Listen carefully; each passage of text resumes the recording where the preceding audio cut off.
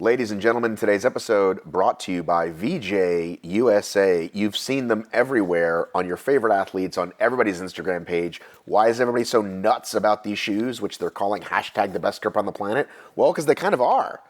I just ran the Tough Mudder in them, and there was these super steep hills in Glen Helen, and like new people who don't have OCR shoes were like sitting on their butts and being really precarious. And I was like, whee! Well, not whee on every hill, but most of the hills, I was able to fly down because why? I had my VJs. They were awesome. You need to know that they are currently fully stocked in all sizes for men and women on the VJ Extreme. I know they were out for a little bit, but they're back now. Here's your code, ORM30. You want to check them out at VJShoesUSA.com. That's VJShoesUSA.com.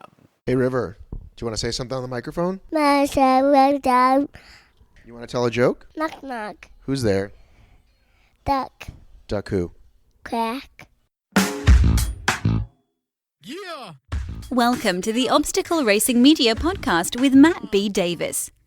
With over 200 episodes since 2012, Matt has produced the most consistent podcast in OCR. Each episode, Matt speaks with race directors, athletes, and industry insiders to bring you the most in-depth interviews and conversations in the world of obstacle racing, adventure runs, and ultra marathons. If you have small children nearby, now's the time to put on some headphones or send them off to watch Phineas and Ferb, as there are occasionally four-letter words which are never bleeped. Now, here's your host, Matt B. Davis. Good day, everyone. Welcome back to the program. I'm your host, Matt B. Davis. I'm driving. I'm on the 10, screaming down the highway, approximately 78 miles an hour. Headed to the airport, headed back to the ATL after a week in Los Angeles. I arrived in Los Angeles 1 week ago today. It's the longest I've been away from home in a minute. As I've mentioned, it is a super secret project that I couldn't speak about. And for a second I thought maybe did I fly on Tuesday? I honestly can't remember. It's been so long. Anyway, you'll find out more. Super secret project. Just put that in your memory bank for now. And then when I talk about it, I can talk about it. So first of all, I'm recording this in the car because I'm going to try something where I actually edit this thing in the plane so that it's ready to go. Because what's going to happen is by the time I land, it's in the afternoon, blah, blah, blah, see my kids, see my wife, blah, blah, blah. I won't feel like working. That's what happens when you fly back to the East Coast, by the way. That's one of the worst things is you think you've like, oh, well, I land Monday afternoon. Not really, because may as well land Monday night. Nothing's going to get done. Anyway, I'm rambling. I just listened to OCR Talk again. I can honestly say in 7 years of obstacle podcasting, I've never listened to somebody's episode more than once, other than mine own, if I wanted to go back to the memory banks. And just what can I say? Anna, Jason, you nailed it. Great job. Go listen to it, everybody. Also, I notice a lot of people in the Discord every week from Josh and I. That's amazing. And here's what I want Josh Chase to know, in case I forget to tell you, Josh. Do you know that as a podcaster, when you do what they say, what they call a call to action, like leave me a review or donate to my Patreon, you have to do it a lot of times to get people to act, because first of all, it just takes people a lot, and it's a passive medium, right? They're driving, they're working out, whatever. The fact that we're driving so many people to the OCR Discord is really impressive. So, good job, you. Now I'm like, I have this impression, now I'm trying to get the impression of Jason doing impressions of everybody out of my head. So, good job, guys. Let's do a good job. And I appreciate you being appreciative. Hey, guys, were you thinking of my soothing voice when you were completing those obstacles? Go listen to that. OCR Talk. It's called the OCR Explosion. This is a Tough Mudder episode, and as you're going to hear, they did a bunch of things right.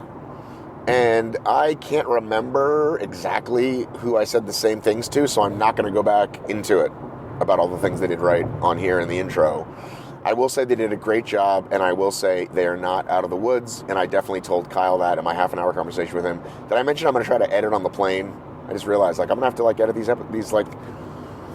Anyway, great job, TM, and great job, TM. And when we do a great job, there'll be a great job that gets done. And when I go bass fishing, I take Bass Fishing X Elite, and it helps my cast. I'm just going to make OCR talk references the whole goddamn time. I might listen to it a third time. Man, that was good. Because I listened in 1.5 speed. So, I can't get you out of my head, Jason. Now I'm hearing you doing you. Hey guys, it's Matt Davis, and I put it out Tuesday, or Wednesday, or whatever the hell happens, because I do whatever the hell's in my head, because I'm Jason Dupree, being Matt B. Davis. You've ruined me. You've ruined me, Jason Dupree. Tough Mudder, not out of the woods. They got a whole year. They got to get it right every time. They got not a lot of wiggle room with the audience. You're going to hear from Bobby Boo Bam. You're going to hear from Heather Bodie and Bobby Boo Bam and Hunter McIntyre right here, okay? Does that sound good, Anna? Yeah, it sounds good to me. I'm Anna Landry. Nobody can remember my name if I'm Ann or Anna. And that other guy that helps Jason is Anna Landry. Okay, join the Discord. What about the charges? What about your mom? What about the Tough Mudder? What about Maverick? What about Goose? Check. Fuck, finally. Fuck. Hunter, I'm about to see Hunter's wang. He's getting undressed. I'm 100% going to get naked. There's a young lady nearby. She probably should turn around. She's not turning around. She clearly wants to see. Not very woke lady. Not very woke. She's like doing the half turn, like I'm not really looking, but she's gonna sneak. Now she's 180'd.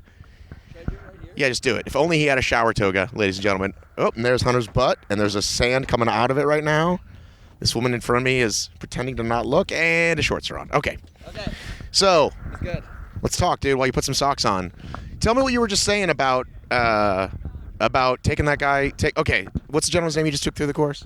I just took my buddy Martinez through the course. He got connected with us because he's a huge fan of doing marathons, and I met a friend who's doing a piece on him through the New York Post, and I was like, man, that sounds like a really cool opportunity. I'd love to see if you'd be interested in a Tough Mudder. So literally a month ago, this guy signed on board, started doing the T-30 program we've been working on. Now just kind of check in with him, shoot him a message every once in a while, but he's very unfamiliar with the sport of obstacle course racing and very unfamiliar with what it looks like to conquer a full distance Tough Mudder, and we just finished 6 hours of doing it. So it was it was like a mini world's toughest mudder today. Yeah, he did not look like he was going to go through EST there, electroshock therapy. Were most of the obstacles that kind of coaching, giving him the good old motivation to go through? Luckily, I had Angelo, my buddy, who was part of the filming program, and he was one of the athletes behind me the entire time through the program.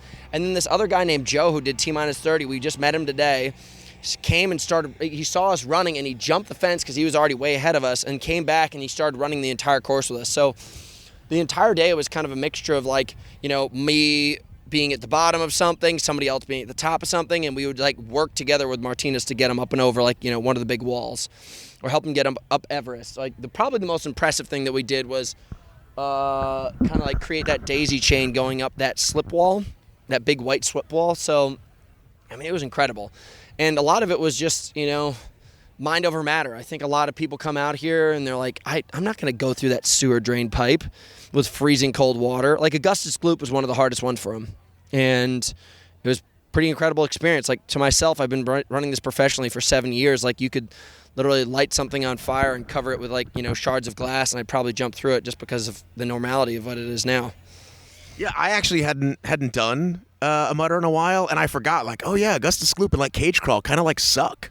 Yeah, cage crawl sucks, dude. That in the good way. In the good way. No. It's incredible. By the end of it, you're laughing, you're having a good time, you're giving everybody high fives. It's empowering. You laugh at your friends. That one that's basically really low to the ground that you're crawling on with the wires that hang down. I can't remember the name of it. Entrapment sucks. By far the worst one, because you're getting dragged across the dirt and you don't think you're going to get shocked, and then right when you think you're out, you get hit 2 more times. So it was incredibly encouraging to watch other people get through that shit, and myself, I grit through it the entire time. Now, I know you got to go in a minute, but I do want to ask, how was your Open this year?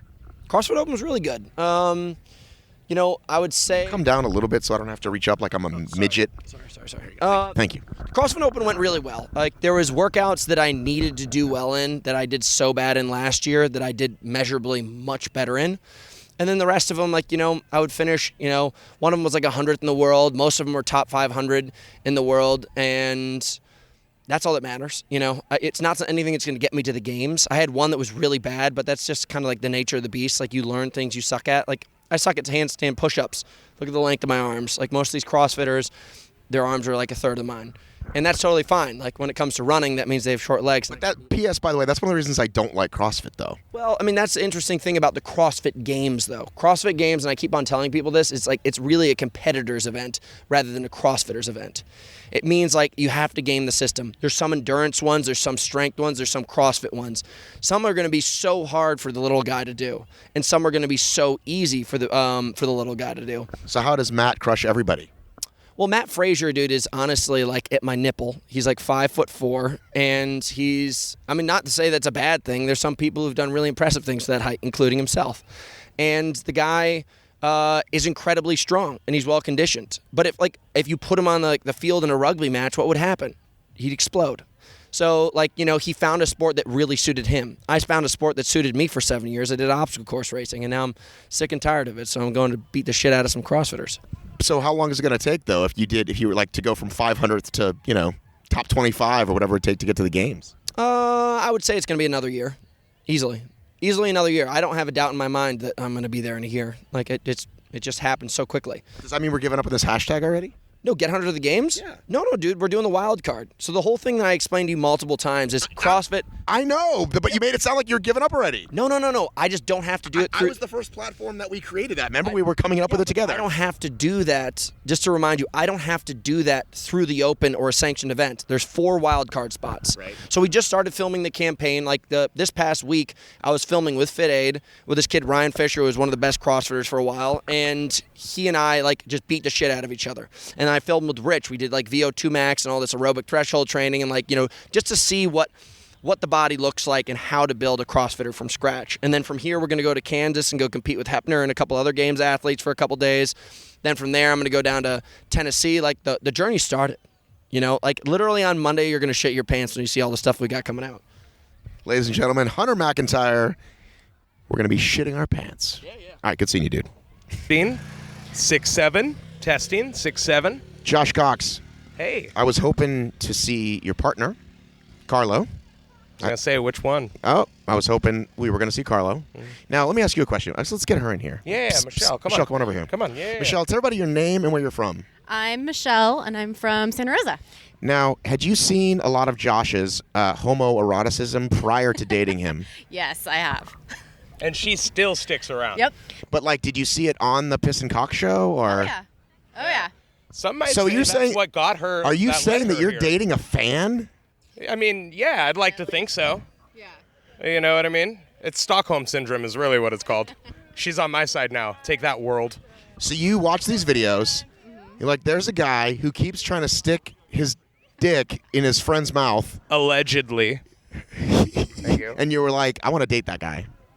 Well, doing the fitness rebellion at any time also helped. Oh, and okay, so coached by him, this seems like it could go And personal training. horribly wrong. This could go horribly, horribly wrong. But it's going right so far. All right, how long are you guys together? About a year and some. Year and a half-ish, somewhere Okay. there. Okay, let's talk about first course of the year, 2019. You and your partner, certainly the other one, Carlo. Don't call him Carlos. You got to call a little manlier one. closer to your mouth, a little bit closer to your mouth. When she's talking, give it to her. When you're talking, just put it right in. She's not talking. I was talking, though. Right. So Am I doing good? Is this a good distance right here? You have been a great ambassador because you guys are honest. You're not just fanboys. You're like, hey, that was stupid. This looked dumb. So tell me what you think of 2019 first course. 2019. Honestly, that was rad as hell. And doing this with Michelle, it's been fun because she's been getting into it the last year and a half almost, and she hasn't gotten kind of the one lap classic Tough Mudder experience. And honestly, it was kind of a bummer last year being like, yeah, these are going to be great. And then the 2-lap thing was not so much. And it's like you pump something up to be really awesome, and then you're like, that kind of wasn't what I thought. This is closer to what I was kind of pushing her in the direction of what it's like. It was great. I feel like this is the most fun I've had in a long time at any obstacle race. Yeah, no, honestly, other than shorter ones. Well, I think those are a blast, and you're not as sore. Well, first of all, I'm going to be sore as heck. We thought they said rum. That's their shirt says. That's hilarious. I think me not running that much in the last couple of years really helped because I was like scared again. Like cage crawl scared me. Did it? And what do you call it? Gus's Gloop was like, oh fuck.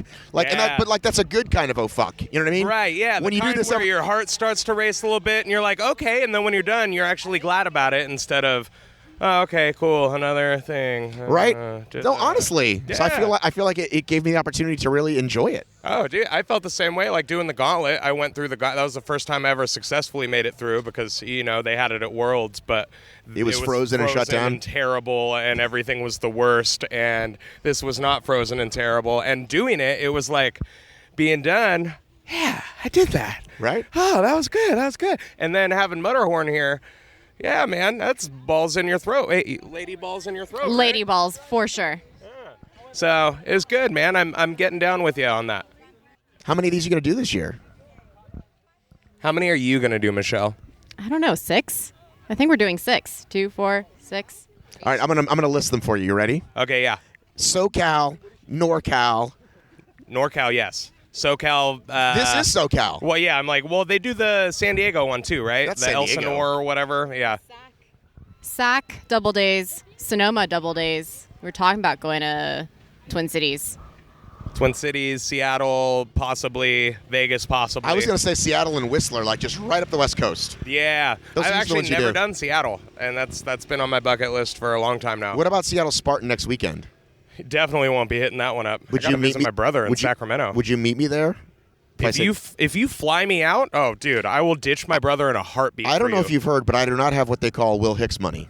Me neither. So Can you believe that shit, dude? Carlo just killing know. it on the world's toughest podcast I keep telling feed. him, I'm like, hey, dude, if you got any sugar daddies that want to fly me places and Right? have me Because you guys be can be the fun, dynamic duo. Yeah, but he just keeps holding on to it for himself. It's like he doesn't even like obstacles or racing or mutter.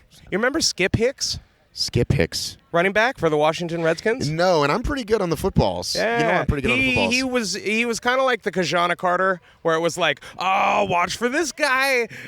Never mind. He's one of those guys? Let's get him out of here. Yeah, but I don't know. Skip Hicks. It reminded me of how Will Hicks skips me on everything. Oh. Is just really where I was going. Obscure Washington Redskins trivia. You know, that's the also thing, what is that got Michelle. You pull all this gay stuff, but then you really know about sports. I know. Well, dude, hey, why can't the maybe gays know about sports? I'm even wearing a "Some Dudes Married Dudes Get Over It" shirt. Who's that made by? Fuck Hate. Oh, Fuck Hate. Get it? Fuck yeah, Hate. dude, get it with the number. Because it's the Who number do 8. who do you like in the basketballs this year? Well, dude, we're Warrior Country. Thank you. Who are you thinking? You're the best. Thank you. Even though I want to know she who I didn't am, or thank does she me. think we're tough mutter? Like I really don't know what I that don't, was. well, dude, honestly, you see anyone talking with microphones, you're like, that's super important. Right. Like, we could be anybody, and she's like, I'm on something but like, serious right I now. like when people recognize me. That makes me feel good. So I'm Yeah. hoping it was me, but it could have been anything. Right, yeah. But what's your take, Michelle? I think she thinks you guys are famous. That's what it is. Mostly this guy. Okay. He looks like he's interviewing me like he does. I want to track that woman down because she's not a usual fan. It's How old do you think- 2019. You can't say things like that anymore. How old do you think she was? Oh, Ballpark. you never ask a woman what I her age know. is. Come I know. on. So I'm asking you what her age was. I don't know, mid-40s? Late 40s? She just said mid-40s to a woman who is clearly like 15 years older than me, easy. I'm being nice.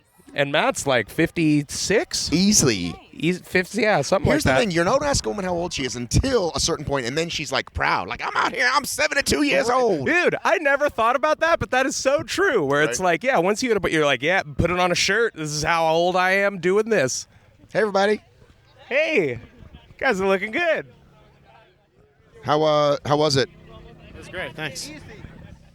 He did not Nope. thank you. He was not into you at all. Anyway, How was it? almost got that yawn on recorded. It's amazing. Nobody heard anything those people said. I feel like It's that didn't okay. come on. No one wanted anything to do with us just then. Right. We went from like, oh my God, thank you guys, to please don't put me on whatever you're doing. So you're doing according to what she says. Hang on, here comes somebody that knows you. Hey, what's up, Monica? How are you doing? Doing wonderful. Where's your other half?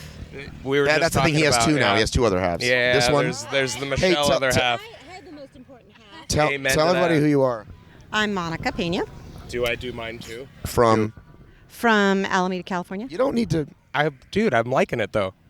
I was the guest host for PisNCox Christmas episode. That's true. The one we where they got drunk for hammered. 5 hours? Yeah, Yes, I helped them do that. thousands of. She got us loaded. Yes, that was It my was job. wonderful. How about this guy? This is my son Max.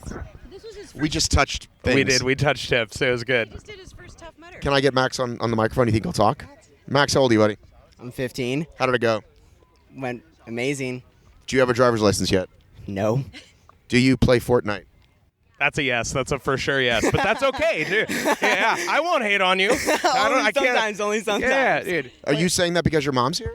I don't know any of no. this shit. Oh, dude. Dude, you're tearing it up with this interview. See, things are going crazy. I don't know any of the games. I don't What know what level are you on Fortnite? I'm like on level 10. Like I don't play them. Oh, you really don't play it that much. Do you have another game that you like? Do you play games at all? I I just guessed. I went with the stereotype guess. My son's 11 and plays Fortnite like 24/7, so that's why I just kind of What level are you, Matt? I don't Dude, even you know. don't even have a character that you like play with your kids sometimes. No, my kid. No. No, they won't I let play you. it, dude. I play in the what's the level where you can't really die? That's the where I play. I play that one. I've never played it. Throw food into his room. Exactly. I go to the door and I'm like, So, but honestly, you had a great experience. Yeah, no, it was amazing. I mean, I just tore my ACL like almost a year ago, and I came out and did this, and it was amazing. Yeah. How did you break your ACL? I was playing ice hockey, and my teammate fell on me, and it bent my leg in a weird way. And Clearly. I, All like, not good. yeah, All right, now explain this to me. We're in Southern California, and you play ice hockey. yes. How is ice hockey popular in Southern California? Tell him to Ask go me. back to Atlanta.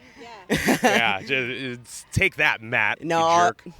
I mean, I picked up hockey when I was maybe 8, and then I just started playing from there, and I haven't quit. What was your favorite obstacle today? Ooh. Arctic enema, ice hockey. Heyo, what are we? No, okay. I'm not asking you anything right now. I'm color commentary.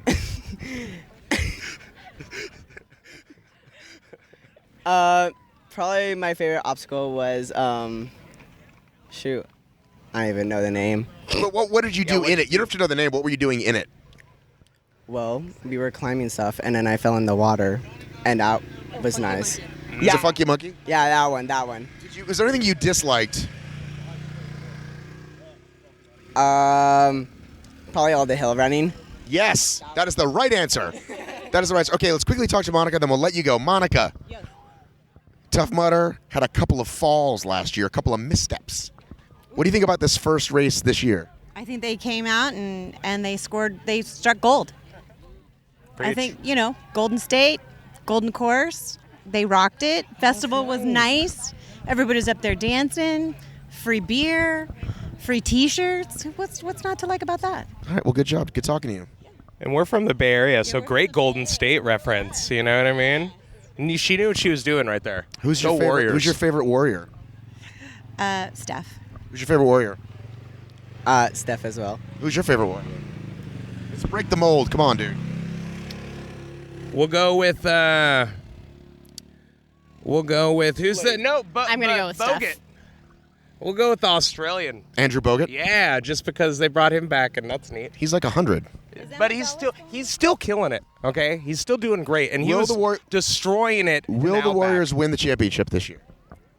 Yeah, Okay. All right, you guys got to get out of here. That's it. I'll bet you $1. yeah.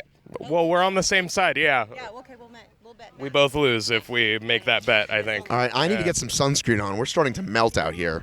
Yeah. Josh, how many episodes of the PisNCox show? Yeah. Oh, no. wait a minute. But see you tomorrow. Why are people inviting? Where's dinner? What's going on? How many minutes? We weren't telling Matt. How many minutes is that from here? How many minutes is that from here? I'm being serious. How many minutes is Fontana from here? Okay, yeah, it's not far. I might go. Okay. I might go. You might see Matt. How many episodes of the show do you think we'll see this year? Well, so here's the thing: is I really like the new shorter format Love that it. we do. Love it, the new shorter format. Yeah, high five on that. Yeah, well, that's what's up. And so, what makes doing that shorter format extra nice is that I can put more out, and they're less intimidating to put together amongst all my other stuff. So, long story short, what we're hoping for is at least 2 to 4 a month of that new shorter format. Okay. Yeah, so we got lots of good footage today. We're doing, in fact, you should get footage of me doing this. So you can say, I was interviewed by one Matthew B. Davis, and then like my logo or my face will come in. By the way, I'm like anyone, I want to hear my name on that show. They name a lot of people. Anytime I hear my name, I get excited. Dude, but I talked about how much I loved your thing with Eli and how you were less of a dick on that. Oh. Remember? We mentioned you specifically hard. It was great. But I'm saying that's what's like good. Like people are always like, oh, I wonder if I'm gonna get mentioned. Yeah, you guys you're getting visually. Well, and one thing. auditorily This you should just play not the audio over. You should play. Oh, I was interviewed by Matt, and then they'll show this clip. Yeah, we need to look candid. Here's what you should. Rutabaga. Here's what you should. No, you'll be talking over it. You and Carlo will be talking over this. Oh, that's right. Yeah. But here's what you do need to bring back. Bring back new people and mispronunciating names. Bring that back. Well, we actually, that's the one other thing that Carlo and I talked about really seriously and sincerely wanting to do because it's super fun. And it's just mentioning a bunch of people and saying their name wrong and offending half of them. Dude, that's the one that we've gotten the most complaints about out of everything else. Dude, yeah. People are sensitive about their names, and that's understandable. But it gives them a chance to correct you. Right. And I like to Duggan, think... not Dugan, or vice versa. Right. Which one is it? And, well, wait, is there Melissa. Duggan oh, it's Dugan, right? But I don't know anymore now because you're making me think too hard about it. Right. No. See, what's funny is that I'd like to think that Carlo and I kind of speak for ourselves. Like, you know what you're going to get if you watch 2 minutes of us, but people still get offended by it. We're sorry in advance. We're going to offend more people soon. It's going to happen. Sorry. These people are at mile 3. I'm feeling really bad for them. Like you were saying, like she was saying earlier, it's really hot. They're at mile 3, but maybe they're doing the 5K. And the hills get worse. But maybe they just get worse. Maybe they're doing the 5K though. That's true. All right, I'm starting to sweat. I'm gonna get out of the sun. Let's take a photo. I like it. Good talking to you, dude. Great talking. All right, so about your name. My name is Jared Depolo. And he's from BarNana, ladies and gentlemen. Right, there we go. Woo. But I do not want to ask you about this music stuff because that's interesting. Can we talk about that for a minute? Yeah, let's talk about it. How does one get into the scoring business? Well, I just think you have to always prepare yourself for what's to come. So while we were in high school, while everyone was out just doing their thing, my brother and I were just learning programs, learning about compression, reverb, learning different DAWs, studying orchestration. Could you speak like to a normal person? Like my whole audience just tuned out. I guess just if you have a passion for something, go after it with all your heart, and just know that if something's going to come your way and you have an opportunity to move in that direction, and just take it. But here's the thing. A lot of guys, can we step out of the sun? Sure. A lot of guys, they want to be rock stars. They want to be actors. Even like an editor or a grip or just something more like most people don't want to go into that. I'm saying, so like you guys just thought if we learn this stuff now, we can have this skill that people need down the line. Well, it's interesting, man. You just gotta follow your heart, man. And I feel like things line up that I believe in destiny. And I feel like once you start following along the lines of what you should be doing and where your heart's at and where you feel like you want to draw people and where you can impact the most people, I feel like the opportunities will come your way. And so I'm saying that if you have something in your heart that you want to do, prepare yourself, don't get discouraged, move forward, be confident in yourself, learn what you need to learn, and take the necessary steps to get into the avenues and pathways that you want to get into. And then hopefully you'll have one chance, an opportunity, and you start making connections. And then from that, you start to build off and start to move into your direction. And that's what happened to you. Yes. Yeah. You still haven't said why film score, though. You still haven't said why. Well, it's specifically, I just love music. So my brother and I absolutely love music. We have a heart for it. We just pour our heart into it. And film's just another avenue of being able to express your emotion and pour just emotion into it, really. So whether it's love, joy, all of those things, we just love to go after it. And films are great. We also love to write for like our own music that has nothing to do with any film.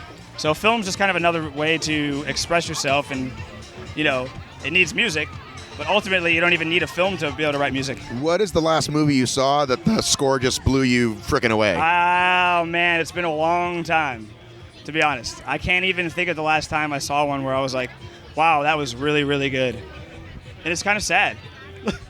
So are we talking 70s, 80s? What do you like? Oh, what are your man. what's your Mount Rushmore?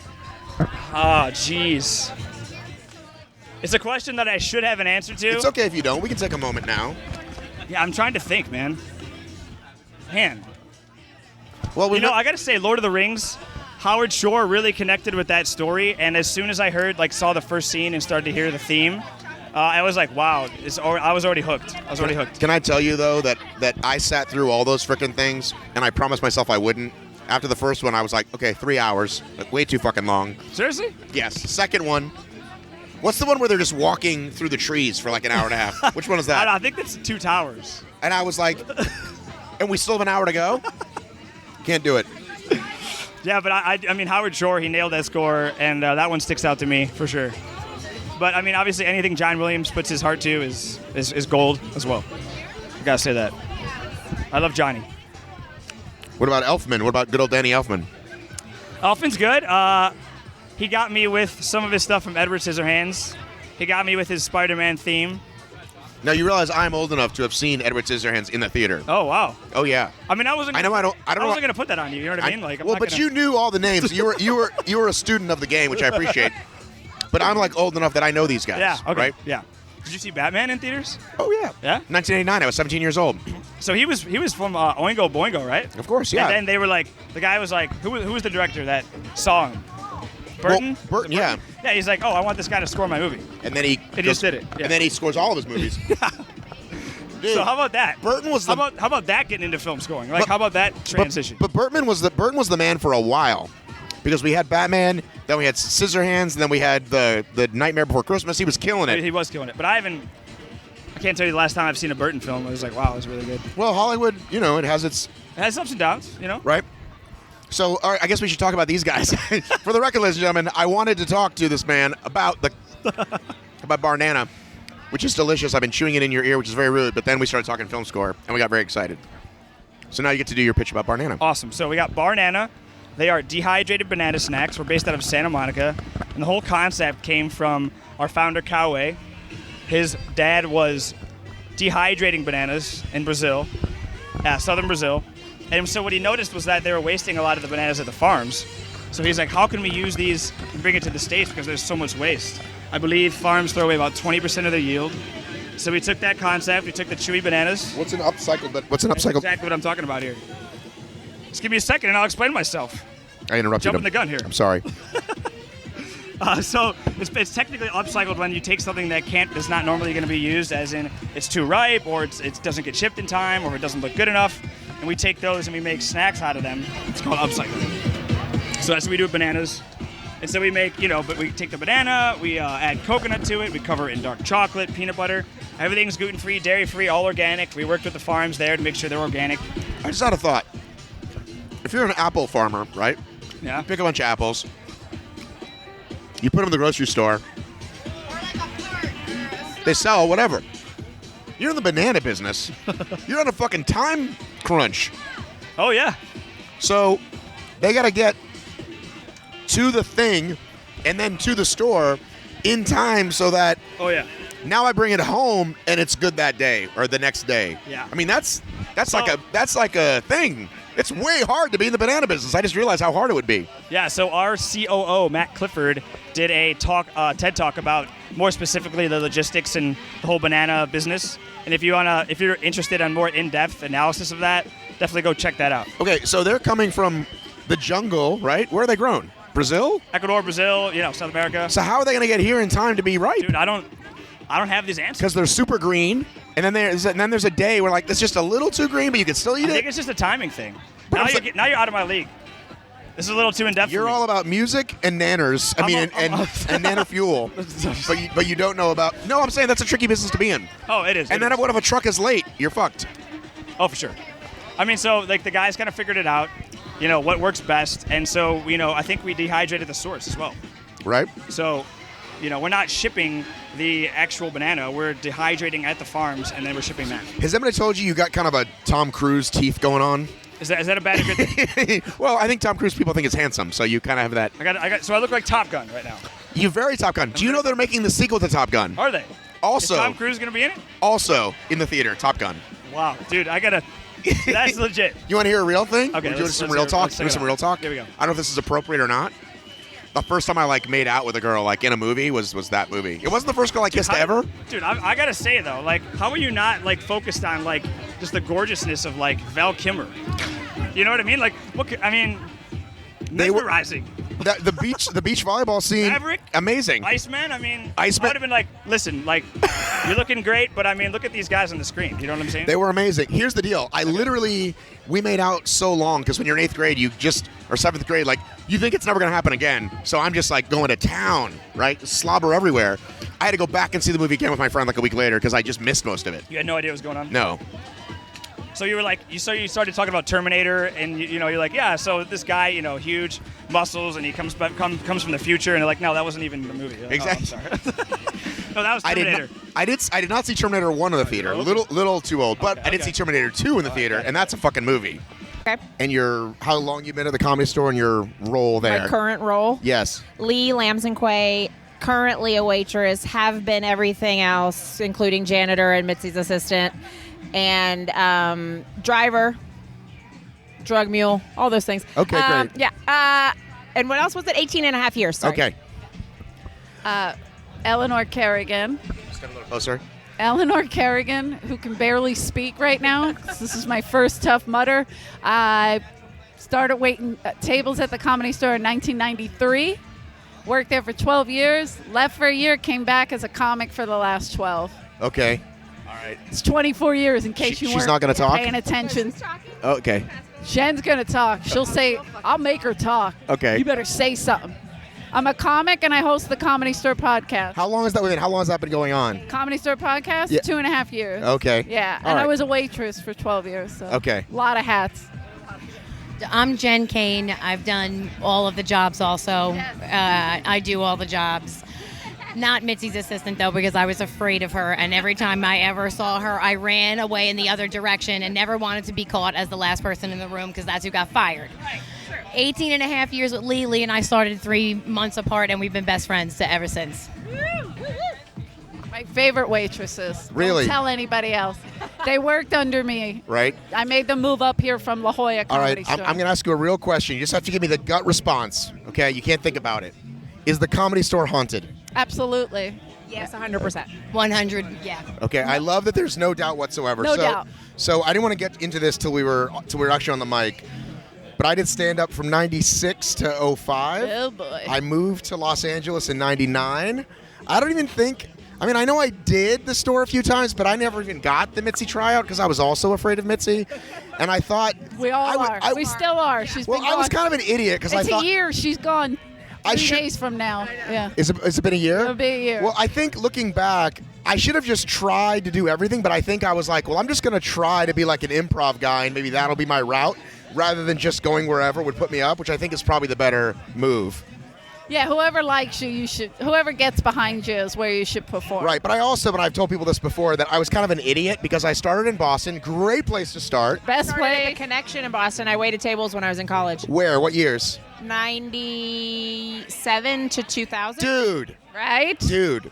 We were there at the same goddamn time. No fucking way. I'm sorry I keep swearing. It's okay. Comedy Store. Too bad. We got to talk about the Boston Comedy Connection for a minute, though. Go Sox.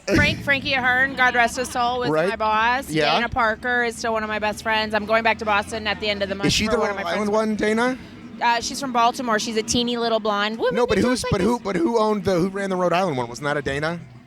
Oh, she probably did at the time. Yeah. Okay. Anyhow, so that's where I started, and then you do it a couple 3 years, you get paid a few gigs, and you think you're half decent. So I moved to LA, and then I was like, I try to explain this to people, when you're in Boston or Seattle or any of these comedy scenes, it's kind of like you and the comics against the world. Oh, right? of course. Because there's only 200 of you, and then you get to LA, and I try to explain this to people. I am fighting for the same stage as a girl in acting class and Joe Rogan, or at the time it was what the fuck's his name? whoever, right? Yeah. Whoever the hugest comic in the world is, and so I was not ready for that.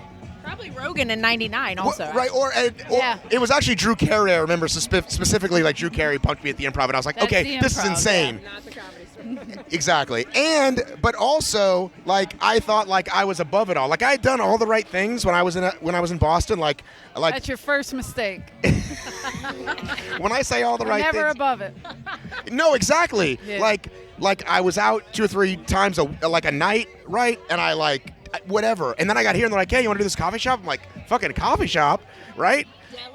And I was like, killer. so I just wasn't. It's a good gig. If I had to do it over again, I would have worked much harder. That's what I'm trying to say. Yeah. But listen, You get a free tea, and they blend a macchiato while you're trying to tell your joke. But listen, seriously. Whatever that word is. Listen, everything happens the way it's supposed to happen.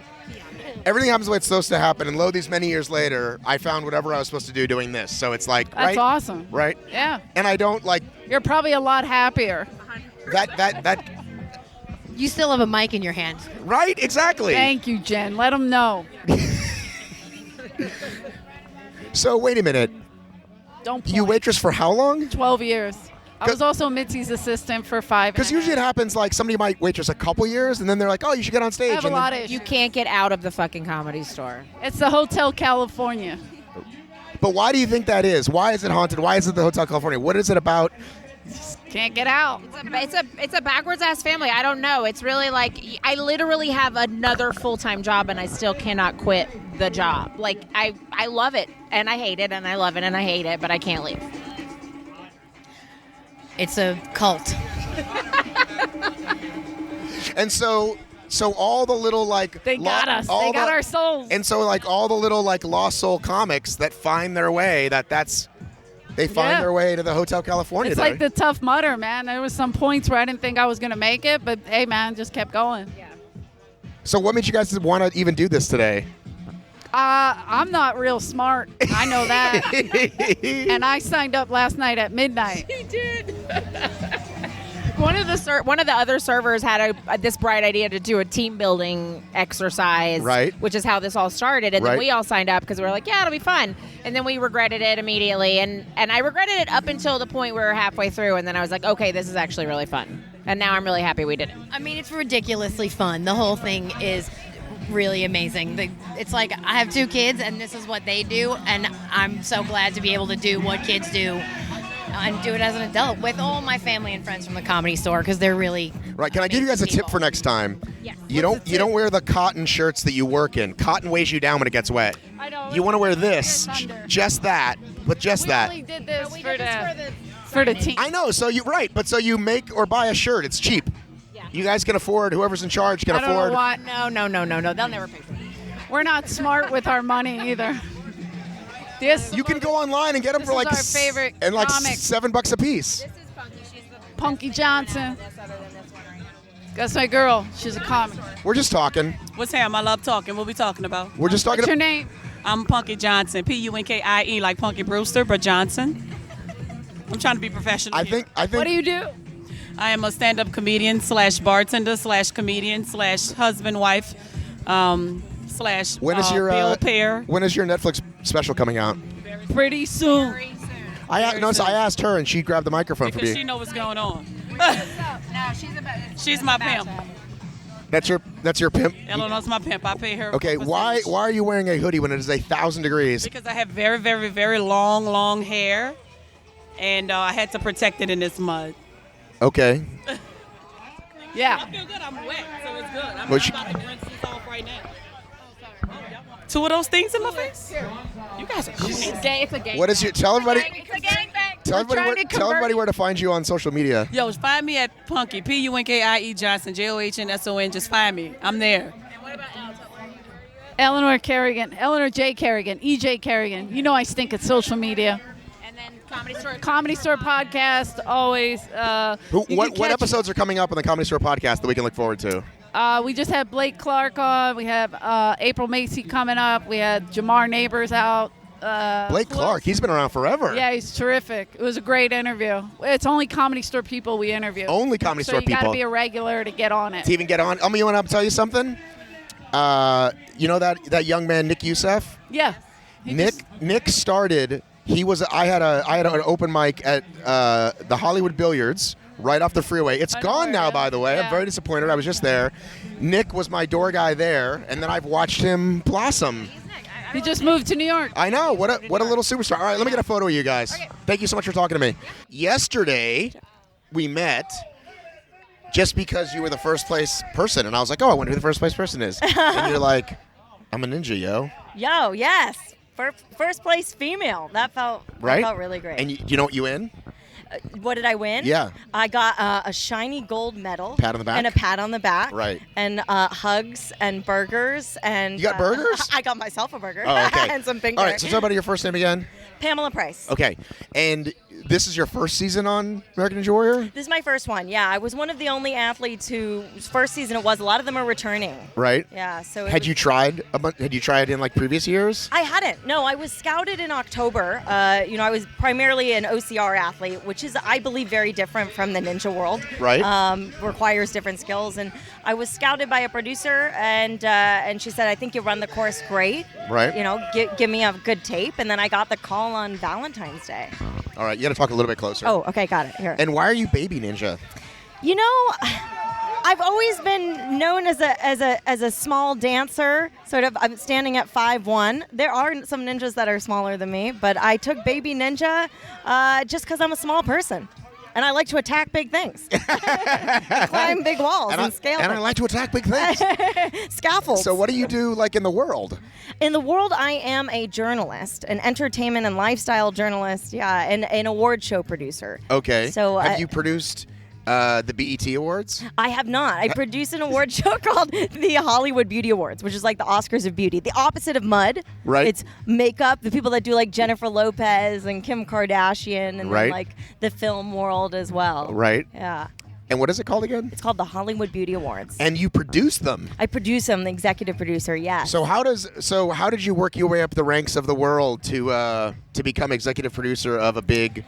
our news site produces it. So it's called LATF USA, and we, our CEO started it. She worked a lot of time. I feel like in I've seen a couple of things from them. You probably have. Like a lot of stars come out, like Samuel L. Jackson and Johnny No, I mean Depp about and the whatnot. obstacle stuff. Oh, Is that you or is that somebody else? With the like writing about it? Yeah, like somebody did the Rugged Maniac or whatever.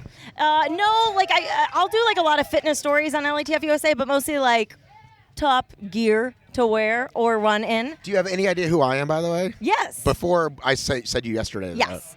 I think you're lying. No, I do. I know because I follow you guys. Obstacle course racing, very different from the other. Right, which you call. Which we won't say. We can say they're horrible. We can say it's fine. Listen, it's whatever. No, right? you know what? I run with a pro race team called Hardcore Performance, and Georges Theodore, who came in third place yesterday, was like Jordy Go-Go? Watch Jordy go. Yeah, right. Speedy. He's like, say hi to Matt for me, because obstacle racing media is the best. ORM. I know. Obstacle Racing Media, not to be confused with whatever. Listen, whatever, right? Tangents. What do you, so other than like conquering like Mount Midoriyama or whatever it's called, like, so what else do you want to do? Do you just want to continue to produce big shows? Like, what do you want to do in the world? I feel like obstacle course racing is definitely my biggest passion. I am also a dance teacher. I'm a trained, my background in athletics is cross country running and dancing. So I was a ballerina for a very long time. Okay. And I still teach hip hop and do some breaking and contemporary. How much Fortnite do you keep up with to make sure you can know the latest and greatest moves? Because my 9-year-old son will crush. Really? Oh, yeah. I just watch all the local break dancers who are breaking all the time. Right. Learn what they're doing and then sort of do point ballet to hip hop music. But do you know like those moves? Do you know like the Orange Julius and all that stuff? No, that's for the kids. I'm too old. But then I see people doing them like out here. I'm like, really? That's a Fortnite dance. Yeah. Yeah. They're doing what is She's the doing the floss right now. I'm doing the floss. The floss came a few years ago, actually. Wow. But the Orange Julius and the do you play Fortnite, Heather? Do you know the Fortnite dances? I'm slightly I've heard of it. I know the pop culture reference, but I've never actually played. Heather just had a very white girl moment just then. She was trying to answer distinctly. Do you dance at all? You dance, right? You go out, you cut up a rug, right? Should we? I love dancing. I'll like awkwardly dance in place all the time. Like people literally ask me, they're like, "What are you doing?" And I'm like, Scale of 1 to 10, how is your dancing ability? I'd say about 6. Okay. I can bring you to a 9. Wow! I can bring you Could to a you 9. bring me to a yes, 9, I can though? bring you 11.5. You cannot bring me to a 9. I'm really... I will transform. You don't, but you probably get people who actually do like know how to, like, I'm guessing, right? Well, yeah. I mean, a lot of my students are like, they're some of them are advanced, some of them are intermediate. But I like to get them to really know the choreography, and then I'll change the song up on them. Oh, The okay. beat. It's all about the I think moves. maybe when I get a little bit older, maybe I'll like take a class or something. You think like, oh, maybe eventually I'll learn Spanish. You know what I mean? Yeah. It's kind of like that. Why don't you just do that now? Learn Spanish? Learn Spanish and dance salsa at the same time. Do you speak multiple languages? Je parle français un peu, mais c'est tout. All right, that's I French. used to live in Paris. Okay. And I was writing for a site there, a cultural site. I lived there for about 6 months and went back, and then and that's about it. You don't want to hear my Spanish accent because Okay. it's pretty bad. Yeah. But aren't you like Asian background or Spanish background? I'm Hapa. I'm half Filipino, half I can tell. white Jewish girl. I can tell. White and Jewish? White and Jewish. Do you know that I'm a white Jewish person? There you go. Right? We're high-fiving right now, guys. No wonder, you can't see no it. wonder we had a special bond there. That's so funny. But I don't know any Filipino Jews. Like, that's the first one. They're the first one. Yeah, I mean, you can meet some Chinese, half Chinese. I mean, we're taking over the world. These half Jews, half Asians. Right. but it must be interesting for you because most people that like do ninja like don't have any idea what goes on the other side of the camera. Right. So when you were like at the qualifiers, are you like, is it hard for you to like checking out everything going on in the production and all that stuff? You can, right when you get there, you sense all of the energy because the lights and the big set is there, and you essentially, see what's happening. And then in the time that you're waiting, which could be 8 hours, in this Right. case in the rain, Right. People are running the course. So you're watching it over and over again. And, Right. You're either going to keep your energy up or you're going to be like, oh, shit. Beep. I don't know if you We can- don't really beep. Okay. here. Oh well. You can curse on. If you listen to my show, I curse. My kids curse. It's a very cursing show. Okay. Well, no, I won't. I was gonna like go through all the curse words, but Right. then I was like, that's horrible. Right, but I'm saying when I come to an event, it's hard Yeah. for me to not see like what's wrong. Right. Just because that's how I'm saying, do you do that at all, or can you just go into participant mode? I think I can go into participant mode. I think as my dance training and as a dancer has helped a lot in my athletic career is sort of just getting in the zone and being just like, I call it tunnel vision, Right. which actually Kevin Bull, I believe, has, and some of the best ninjas, even Scott Wilson, have tunnel vision, and they're just going through. And they're not going to worry about what's going on behind the scenes and Right. everything. It's your own race, and it's your own course. Heather is End of the day. awkwardly dancing next to us. She just bumped up to a 7.5. This is going to be so fun to listen to. This is going to be so fun to listen to when I'm listening, and I'll remember that. That you were dancing. I can't hear you when you're not talking to the microphone. She's going up to a 9 with her dancing. I randomly dance. I just sort of like, I feel the beat and I start moving, and then I do it like subconsciously. I don't notice till people are like, "What are you doing?" And I'm like, "Oh, oops." What is on your playlist right now? My playlist right now, a song called "Easy" by someone I don't remember, but I have had it on repeat like the whole drive up. I'm just like, yeah, really good. Easy by who? Oh, you don't know what it's by, but what is it? How does it go? Is it fast? Is it slow? It's fast, but it's got kind of like a little bit of like an island beat with a heavy bass. Like a groove. And it's got a groove. Like a beach groove. I call that a This beach is also groove. part of my show where I'm interviewing you, and then all of a sudden we're talking Yeah, to that somebody else sounds for 5 great. minutes. That sounds great. It upsets certain people. Follow us at tangent.com. Exactly. All right, well, listen. We will now follow you for sure. I will Great. totally root for you. Thank you. When your show comes on, whenever it comes on. Yeah. May is the premiere of American Ninja Warrior Season 11. American Ninja Warrior. When they call you, they go, "Are you sitting down?" You are an American Ninja Warrior. All right. It doesn't matter where you fell or if you ever did. You're still a ninja. Who says that? I did. Oh. That's not a Matt or Akbarism? You just made that up? Yeah. Is that going to be your thing? I think Is that so. going to be your platform? Yeah, then my platform's going to be like, fall or not, you're still a ninja. Can you describe where we are to the people? I thought we were going to do with one of those describe yourself in 3 words. No, things. it's not that. Just describe where we are. We are sitting in a shed, Mm-hmm. in San Bernadino at Glen Helen Raceway on Sunday afternoon of the 2019 Tough Mudder season launch. I thought this was Loma Linda. Oh, I think Loma Linda is where the hotel is.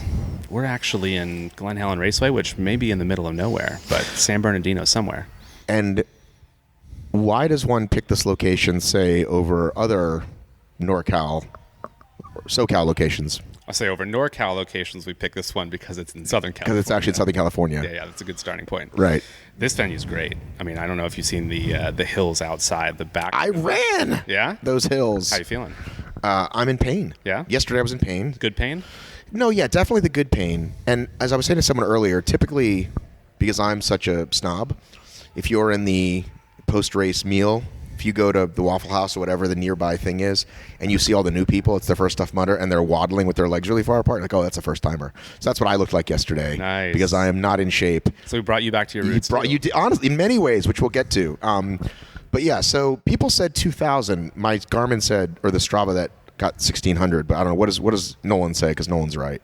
Yeah, I think we were in the 2,000 ballpark. Yeah, total elevation up and down, up and down. It's quite a bit. Right? Yeah. You walked 200 of it today. We walked straight up the back road to get all the way up to Spread Eagle and Hydrophobia up there. So it's a nice little Sunday stroll. Right? Yeah. And you made a friend, maybe? Picked up a few along the way. Well, that's what Tough Mudder's all about, right? You said you hit Control-Alt-Delete on this year. And I would say that's... Are you stealing my joke? No, you said that you hit Control-Alt-Delete on this season. And, I mean, I think that's kind of what happened.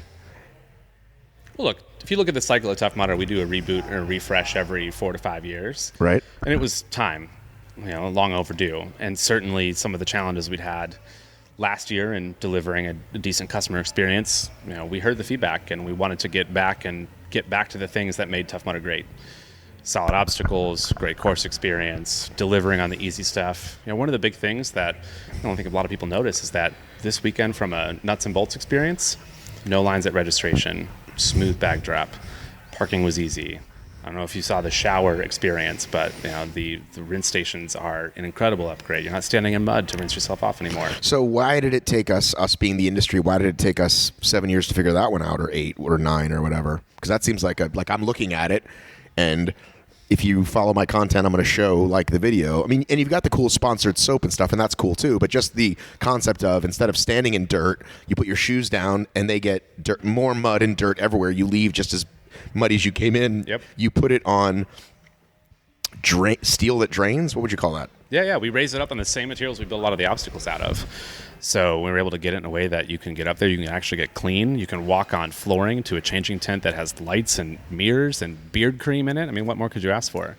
But no, I mean, the biggest piece of it, Matt, is that, and not a shameless plug, but Everyman Jack, our men's grooming partner, and Soap and Glory, our women's partner, invested with us to do that. Okay. And that's the big thing that I think the difference in the OCR industry is getting partners and sponsors who don't just want to come in and put their logo on something, but actually want to come in and upgrade the experience for customers. It's a big difference between what we do at Tough Mudder and where everybody else is.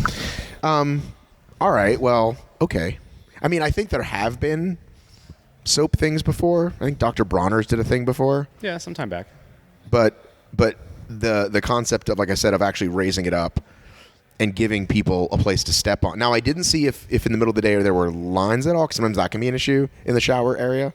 Yeah, well, we'll scale it up, make it bigger for larger events, but we had no lines there this weekend. It was pretty smooth. Okay. Everybody's coming out fresh and moisturized. I mean, what more could you got okay, enough with the damn sponsor plugs. I appreciate that you're trying to push them, but it's because you have a beard. I think that's why. Oh, the mud's good for your skin. No, but I think you have a beard, and that's why you're so excited to have the beard sponsor. Oh, I was talking about the moisture you get from the mud. I mean, this beautiful California sand does wonders for your skin.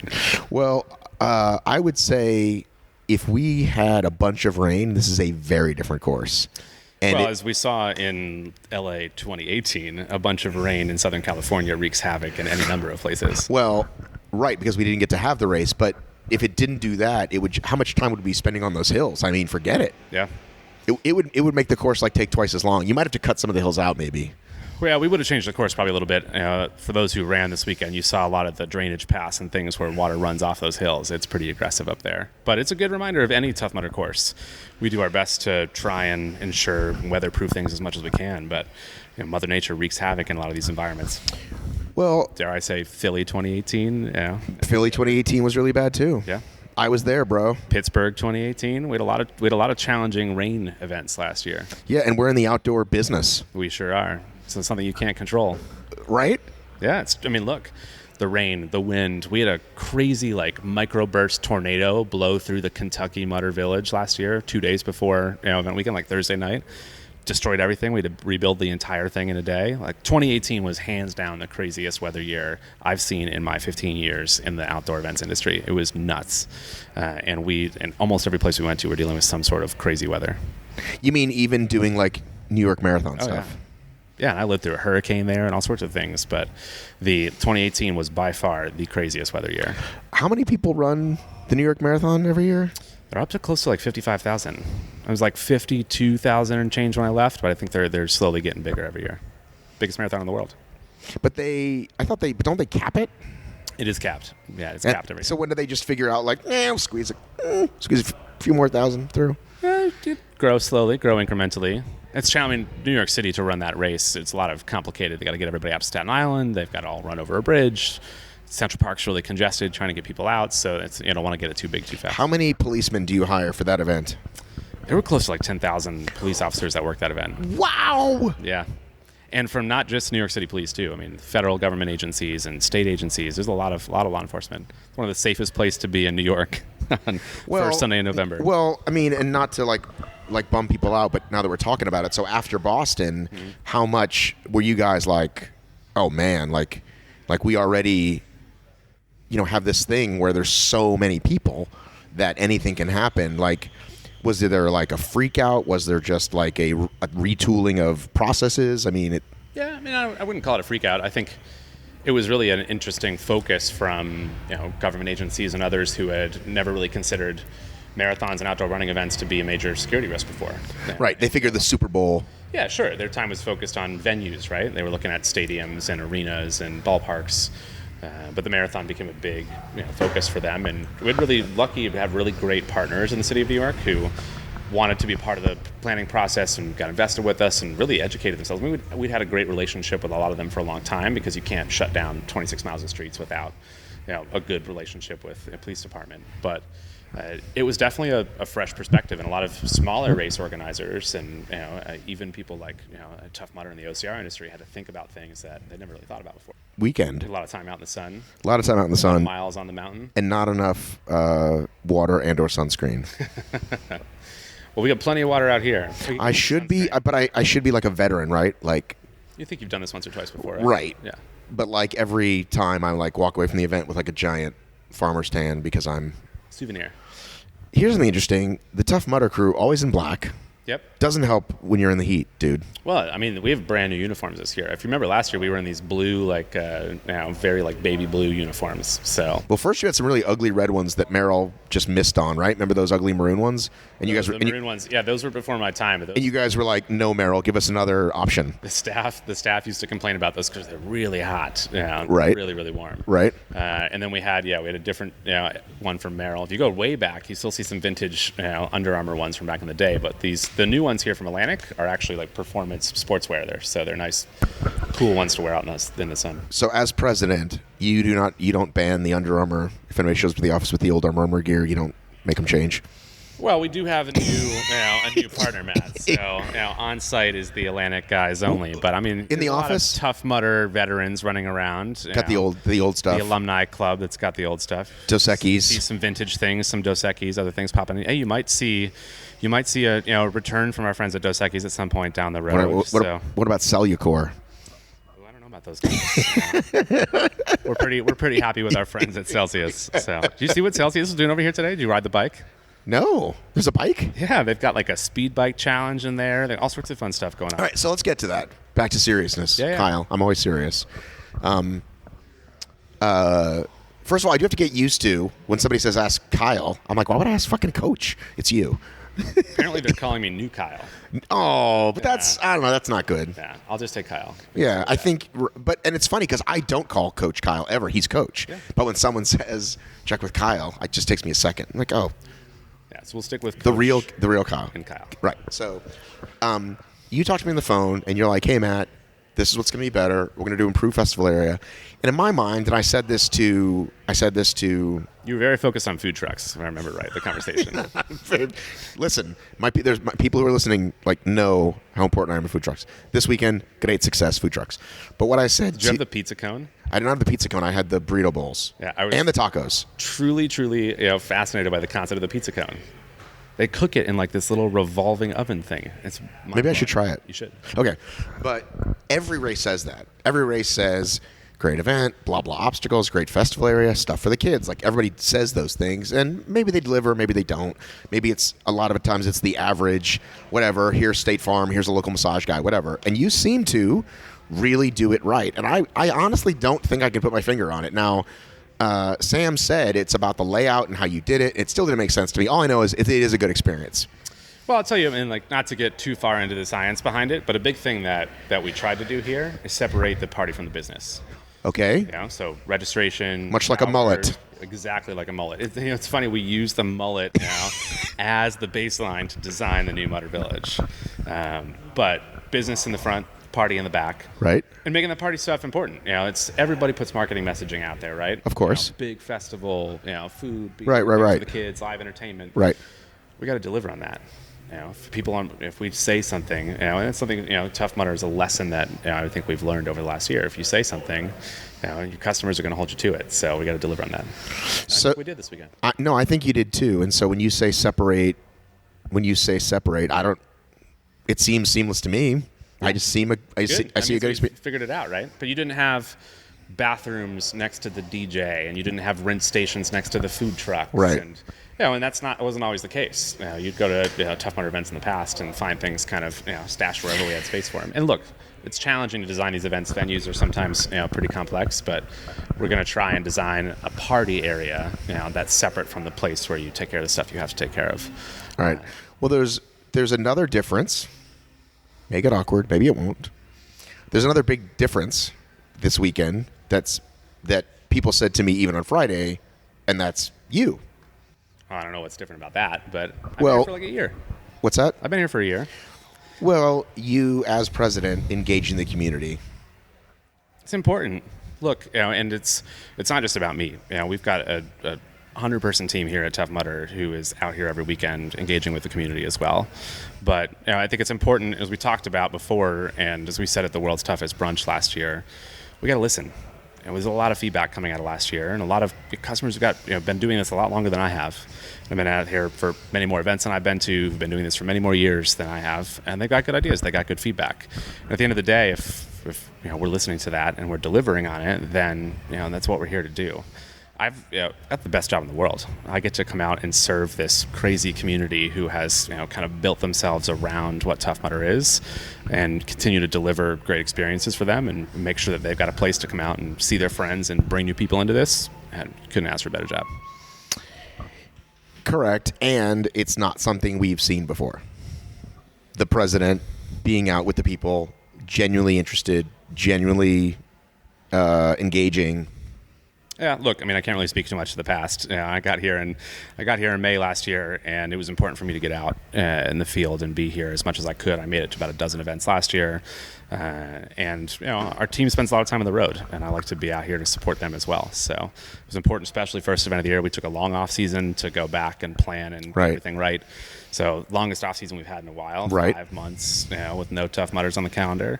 But a lot of it was to make sure that we had the time to kind of get all these pieces put together and deliver on 10 new obstacles out there this weekend, deliver on this great festival area, and the team did a great job. And I know you've seen, because I spoke with Sam about it, there was a thread in one of the communities last night that is pretty much, I would think, exactly what you wanted. People were saying what I've been saying. This was great. Tough Mudder's back. Great obstacles, great experience, blah, blah, blah. And really people, it was several comments in a row. And I was like, I sent it to Sam, and turns out she'd seen it. I don't know if you guys lurk in the groups or have accounts in all the groups, but apparently she'd already seen it. So anyhow. Well, here, question for you, Matt. Yes. So I'm pretty active in the Ambassador Facebook group. Okay. So I'll post some things, I'll answer questions, all that kind of stuff. Right. Is it appropriate for the president of Tough Mudder to be active in the Legionnaire, the World's Toughest group, or no? Community poll, what do you think? It depends. I think because there's different groups, right, that have different vibes, right? For sure. So like the WTM community, like I'm not a fan of a lot of things they do. Like for example, okay, if someone is thinking about signing up for World's Toughest Mudder, and they try to join that group to like say learn more information, they will not be let in because they haven't purchased a ticket yet. I think that's dumb. And the logic of the people who run the site, who I'm not going to fight on it because I've got other things to do, are like, well, they haven't done the event yet. And why is that better or worse than a guy who did the event in 2012 but hasn't done an event since, but he's in the group who never posts? So it just seems weird. Yeah. So anyway, back to your thing. Should you be in all the groups? No. I think maybe one, maybe. I mean, at the end of the day, someone can screenshot you whatever they need, right? Yep. At the end of the day, any one of these people, whatever. The internet is nothing safe, right? Like I tell people all the time, you send someone a text, assume they've screenshotted it. So never say anything that you don't want the fucking whole world to know. True. Right? Good or bad or whatever, right? So anyhow, sounds like that's happened to you before. I'm just speaking from experience. I'm saying that it's the truth. You know, it's the line from. Have you seen? I'm sure you've seen Heat. Yeah. Yes. And he says that he's like, all right, assume they got our phones, assume they got everything. So back to what I was saying. Never thought you'd work a Heat reference into this, but that was good. Yeah. Such a good movie. Yeah. First of all, you should communicate with the community some, but.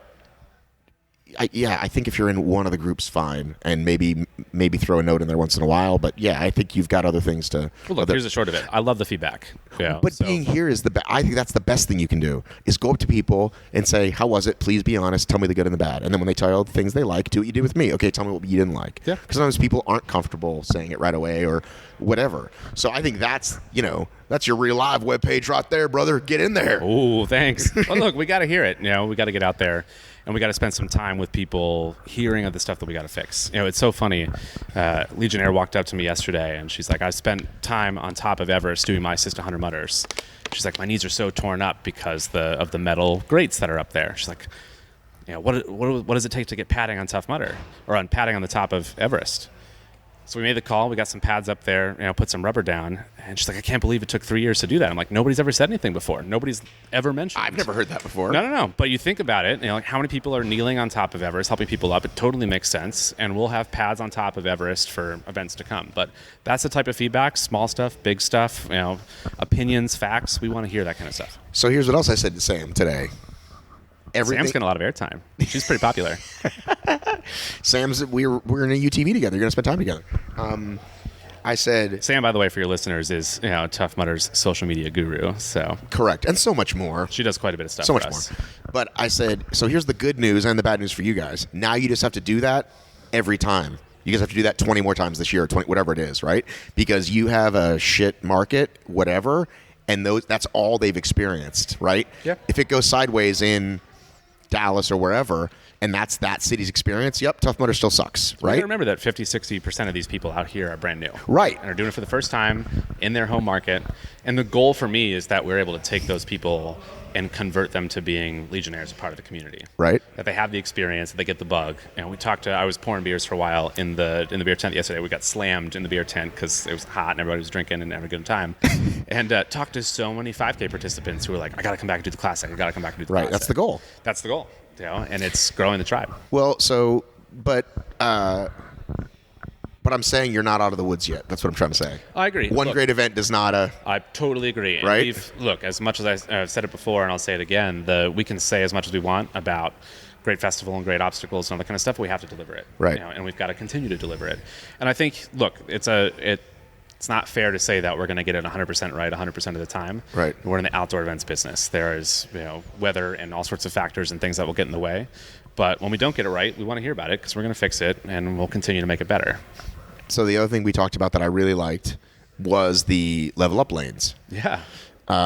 We've had Legionnaire lanes in the past, and I feel like this weekend there were more, and I just think we talked about this a little bit off mic, that level up is the right word for it. Not Legionnaire, have you done it or you not done it? Just like, do you want to try the harder one or not? And I just think that's awesome. Let people make a choice. Yep. Brand new or not brand new. Some things I did level up. Whatchamacallit, I did not. Well, a lot of Legionnaires. Entrapment, I did not do the Legionnaire lane. A lot of Legionnaires will tell you, too, that we had a really hard time policing Legionnaire lanes. Right. And it also becomes pretty, like a rough experience if you're talking to a new participant who really wants to try something and you're like, I'm sorry, you can't do this until you come back the second time. Maybe that person doesn't ever come back a second time again. Right.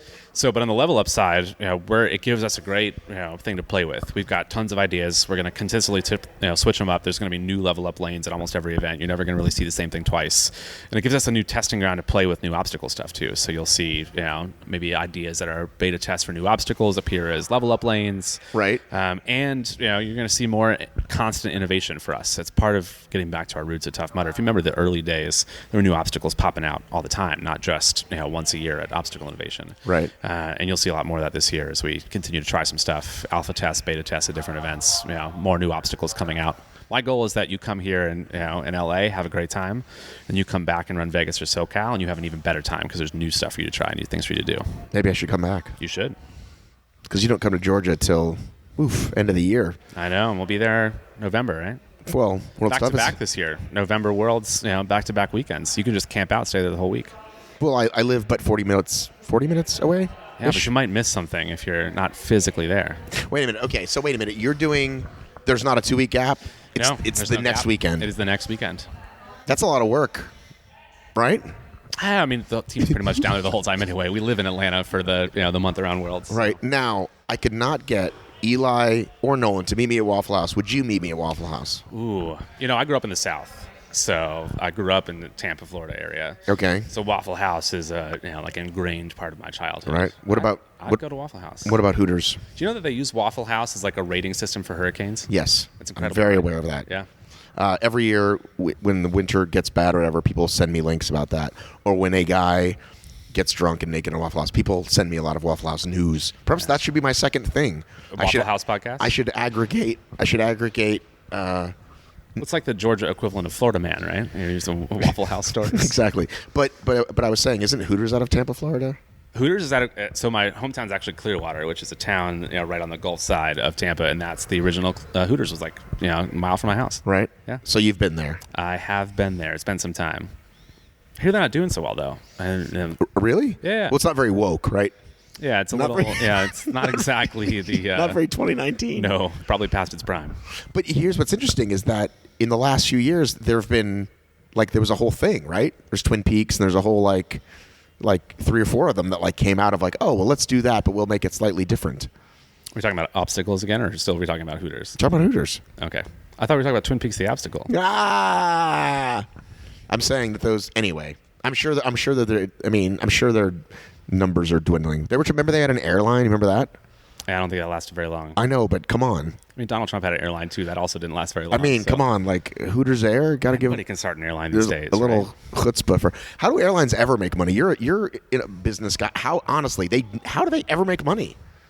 Well, I mean, at this point, there aren't that many airlines left. They're all combining, consolidating. I used to be a Continental flyer, way back in the day, and then United bought them up, and everybody's buying everybody up. Right, but so do you see what I'm saying? Remember, 10 years ago, there's so many different airlines. You can fly Northwest. Did you used to take the New York to Philly express jet or whatever? You could drive faster.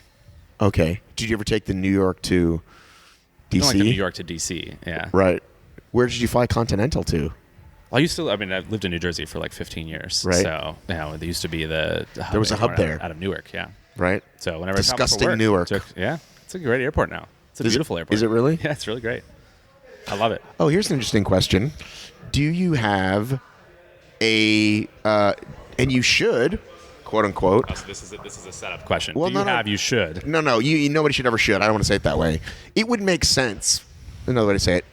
Some might say it would make sense to have an airline and or hotel partner because your team travels, people travel for the events. Have you ever looked into that? We've got a partnership with Priceline. Okay. So, and you'll see a lot of the stuff that people get when they register for Tough Mudder ahead of time that they can get special deals for things that they set up, airlines, rental cars, hotels, that sort of thing. We've had tons of conversations over the years with hotel and airline partners. Just haven't found the right one that's a good fit for us yet. So I did think of another thing that Sam, once again, making airtime for. Sam, are you listening? Does she listen to the podcast? She probably does. Yeah. that you partnered with a local beer. We did. For Hangar 24. And people loved it. And it turned, great beer, by the way. It's something we're going to be trying in a number of different places this year. So we'll have some regional beer partners. We'll have some local single market only beer partners, but it's not one national beer partner across the board. People really seem to love a craft local beer. Makes a big difference, right? So, look, we're interested in trying things that drive local authenticity. Can we get them to turn that down real quick? It's super loud. Yeah. There you go. And I want the listeners to know that Kyle merely turned around. He didn't have to say anything. He just turned around and the volume went down. the team is that good. They can sense when you need the volume down. Exactly.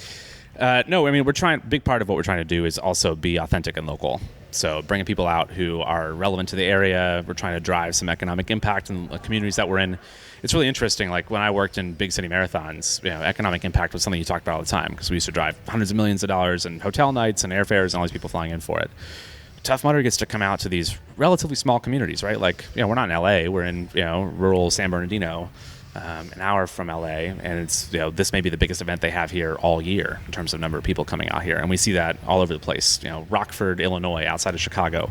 We have really great partners in the local, communities there who want Tough Mudder to be there. We help, get local businesses involved. We try to drive business to the local trash company and the local restaurants and food trucks, and and if we can bring the local breweries and the local beer guys in as well, then it's a great partnership for us. And there's still some great national brands too who want to be involved. And too early to say who's on the docket for this year, but we'll be making some announcements in the next couple of weeks about which beer partners are going to pop up in which markets. But I think people will be pleasantly surprised with the roster they see this year. All right. Well, is there anything else you want the people to know before we hang up? Matt, how was your on-course experience this weekend? You ran twice, right? No, I ran once. The Classic, and then... I ran the Classic, and... you got shuttled around in a cart. And then I was shuttled around in a cart today. I was not supposed to. I had told Heather from Overcome and Run I might do a lap with her today, and then finishing yesterday, I was like, there's not a chance of doing a lap. Halfway through the day, I thought, I'll just do the 5K lap. And then by the end of the course, I was like, nope, I'm good. I'm not doing the course today. I had a great time. I had a great time for all the reasons. I love the level up lanes. I told you I hadn't done a lot of those obstacles because I was at Beta and I was at WTN, but I didn't do them. Yeah. So to actually participate in the new obstacles was a lot of fun. Black Widow, a.k.a. Pink Widow. Pink Widow. Leap of Faith, a gauntlet. Wait, which was Leap of Faith? The one with the net where you jump. The one my son did. Yeah, the one you threw your son into. The one that Jackson did. I liked that one. I liked all the new obstacles. Does your son survive from that? Is he over the PTSD that he incurred from that experience? He's so much more PTSD he experiences on a daily basis. He didn't report you to anybody, right? Thankfully, no. I'm really I can't think of the new obstacles, but they were all great.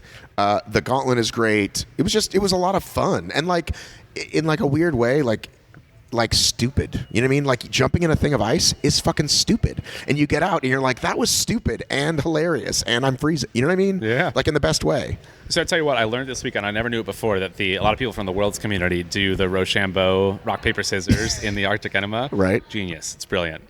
Of who gets out first? Yeah, they have to stay in until you win rock, paper, scissors. Right. I've seen that. That's not something I'm gonna do. I mean, there are people that spend time in electroshock. Yeah.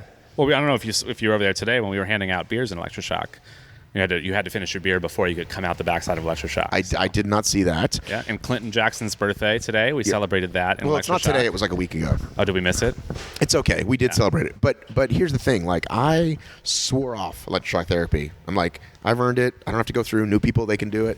And if I'm going with a new friend, I go, dude, go do it. But yesterday, I went with my buddy, and it was good. I was glad I did it. Yeah. It was a good one this weekend, too. Those hay bales were double high. Nice little... It's way worse when it's muddier, and then you, kiss the mud. You know what I mean? It's pretty sandy out here. Right. So, yeah. All right. Thanks, Matt. Always good to catch up. Yeah, man. We'll see you. We'll talk soon. Sounds good. There we go. Tough Mudder LA 2019. What a weekend it's been. I'm still driving on the highway. You listened. You just enjoyed that. You listened to the whole thing, and I'm still fucking driving. How's that fair? Speaking of fair, I just heard Bill Burr on a show, and people were saying, hey, what are you listening to? What are you watching? So I forgot to do that for a couple weeks. Let's bring it back. I just watched Stars Born on the flight out here. I watched Stars Born and the Queen movie, so 2 musically inspired movies, and all I can say is, fucking what's his name got robbed. The Queen guy won, and that movie was like okay at best. Like, it's fun because it's Queen songs, and Queen songs are fucking awesome. And hearing those songs again is like great in your life. But the movie is like, right? Like, it's not, you're not going to watch it over and over again. Maybe you will. I don't know. Anyway, What's His Name, on the other hand, handsome What's His Name was amazing. And the songs are great, and it's an amazing story, Stars Born. So if you haven't seen either of those movies, if you're Josh Chase, you've probably seen them all. Hey Josh, how do I plug in this thing in my car? Well, you hook it up, and then you get the router, and then boom, you're done. Rami Malek, I'm sure you're a wonderful person, but you did not deserve to win over... I can't believe I can't think of the guy's fucking name, because the movie was great, and he was great. Man, that whole billboard should be your fucking nose, man. Your fucking nose is huge. I wish the whole billboard was your nose. What the fuck's his name? We're going to sit here until I think of it, and then I'll let it out the space later. You know, the problem is I can't Google. I'm driving, and I don't want to look down and Google it, because I don't want to crash. Because, by the way, there are a lot of cars on the freeway. This is the only city where it's 4:41 in the morning, and there's as many cars as there are in most cities at like 6:40 in the morning. Passing the Fairplex in Pomona. I've been on this freeway so many times when I was a young man. We're now probably way past the music part, the country music thing. So many comedy gigs where I was on this freeway and, like, you know you're getting relatively close. You're still a little bit less than an hour away from home. Passing the Fairplex in Pomona. My LA people know what I'm talking about. West Coast peeps. Bradley Cooper! Fuck! Bradley Cooper, amazing. If you don't go out there and come from your fucking soul, you're gonna lose your legs. I wish that whole fucking billboard was your nose. I gotta run. Love you guys. Miss you and mean it. I really do. Now I feel like talking some more. Boop-a-da-boom, on the 10 freeway. Keeping myself awake. You're on a run, going, what the fuck is Davis talking about? Why would this episode end? Maybe I'll do a whole thing where I just false end. You know, like songs do that? You know, songs like have that thing and like it's like the beat drops or the last note and then you think it's over. And then there's a pause. And then there's a pause.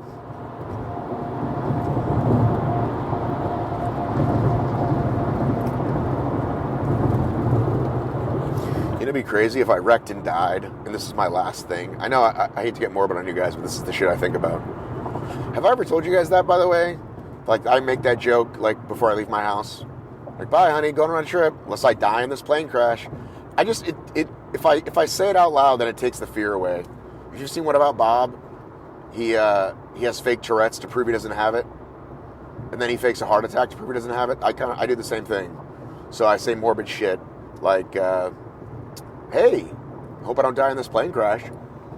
If this is the last thing I ever say, then you can find it. Like, I think if you, even if this phone is destroyed, you can go to the iCloud. So if I die, guys, if I die, tell my wife to listen to this. But that's the only way for you to hear it.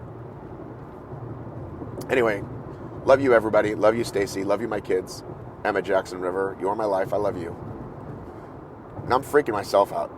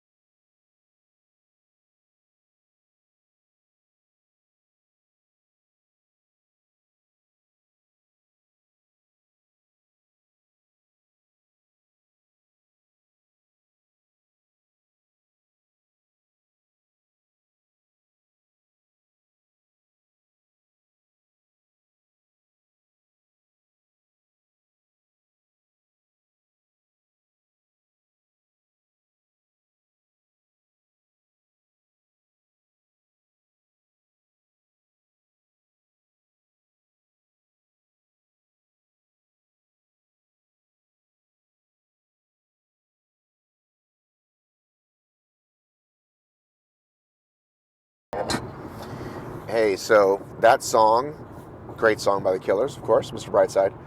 If you have not seen the video that I'm about to describe, you need to stop what you're doing right now and find it. And if you have seen it, you need to go back and watch it because it will make you cry happy and sad tears at the same fucking time.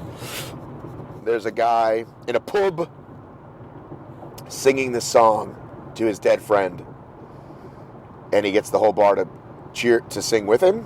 So just Google Mr. Brightside bar, Mr. Brightside wake, Mr. Brightside funeral. I don't know what it's under, but it's changed that song forever for me because I think of this man who loves his friend so much that he leads around to this song in a bar. So now I really have to run. Seriously, gotta run.